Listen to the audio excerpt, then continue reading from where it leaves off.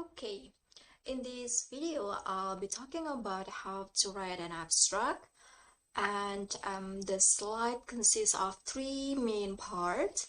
The first part is the definition of an abstract, and then the second one is the components need to be included in an abstract, and the third part, there will be some examples of abstract. Okay then. The first part, now we are looking at the definition. An abstract is a concise summary of a research paper or entire thesis.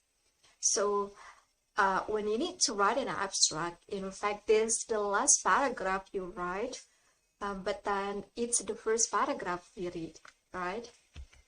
And an abstract is 150 to 250 word paragraph that provides readers with a quick overview of your essay or report and its organization.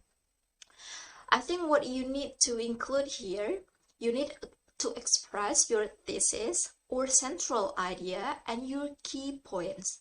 It should also suggest any implications or applications of the research you discuss in the paper. I think here I need to highlight that this is a simple definition of an abstract in general in social science. I think you need to keep in mind that this is not the fixed rule on how to write an abstract for any kind of abstract, but this is a general trend in social science. So once again, you need to keep in your mind that you need to take the guidelines for your own writing. Okay, now we are moving on to the second part, that is the components need to be included in an abstract. Here I have 5. The first one is reason for writing. What is the importance of the research? We need to state the importance. And then why would a reader be interested in the larger work? And the second one, problem. What problem does this work attempt to solve? What is the scope of the project? And what is the main argument? So this will be your thesis or your claim. And the third one is methodology.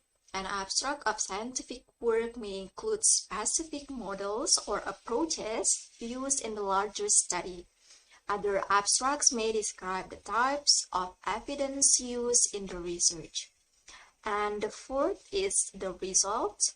An abstract of scientific work may include specific data that indicates the results of the project. Other abstracts may discuss the findings in a more general way. I think I need to talk more about point 3 and 4 for methodology and results. Again, you need to check the guidelines of your writing, because for some writings, for the methodology and the result, they made it as a general, like they just mentioned it in general way. But for some other abstracts writing, they need to make it as specific. So it depends on whether you need to mention specific models or approach, like the theory or the concepts, or just mentioning the general or the general methodology. The same way, like when you write the results, do you need to make it as specific results or findings, or you can just mentioning it in a more general way? And the last one, this one also is quite optional. Not all the writings asking for implications, like how does this work add to the body of knowledge on the topic? Are there any practical or theoretical applications from your findings, or implications for future research? Once again, you need to keep in mind, you need to make sure, check your guidelines, whether you need to write the implications or not. Okay, here you can see infographic for abstract. I think this is the easy way we understand what to include in an abstract, as simple as you have the object, your research object. It can be a book if it's in social science or any kind of data context. And then you have the issue, that is the problem, what you need to elaborate. And to elaborate the problem, of course, you have the concept, that it can be the theory or the approach you use to discuss. And then finally you have the findings. Here you also need to write the keywords. And again, in social science, usually the trend will be around 3 to 6 keywords. Okay, now we are moving on to the last part. We'll see some examples of abstract. The first one here, I compare the bad abstract and good abstract. In the left column, as you can see, written bad abstract. You can read it like this paper will look at the Human Genome Project and its goals. Go straight with the goals. And here no problem, not mentioning the problem of the research. And also there is no purpose or findings of the research. That's why here on the left column, consider as the bad abstract. So how to make it as a good abstract? You can see it on the right column. Because in 1988, the Human Genome Project intends to map the 23 chromosomes that provide the blueprint for the human species. So this is like the background of the research. Then you can continue with the problem and then mentioning here the goals and also the findings, including the future implications. That's, as you can see the bad abstract and the good abstract.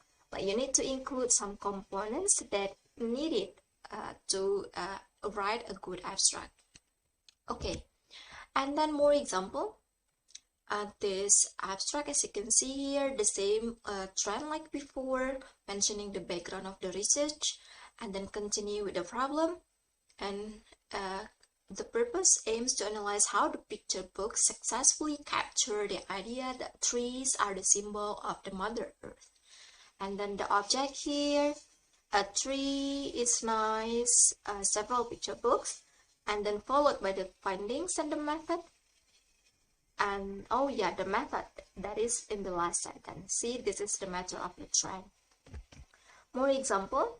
The following 3 examples of the abstract, I can say have the same trend, stating the purpose of the study in the first sentence, and then followed by the object, and then continue with the method and also the concept used to elaborate the problem, and finally mentioning the findings. The same one like this, the purpose of the research, and then mentioning the object, and then method for concept use, and finally the finding. I bet the same trend like this one, the purpose, object, concept or theories, including approach use, and then findings. Okay, I guess that's it. So you have seen first the definition of an abstract, what needed to be included in an abstract, and finally you have seen some examples of the abstract. So hopefully you can take away some useful information, and good luck for writing your abstract.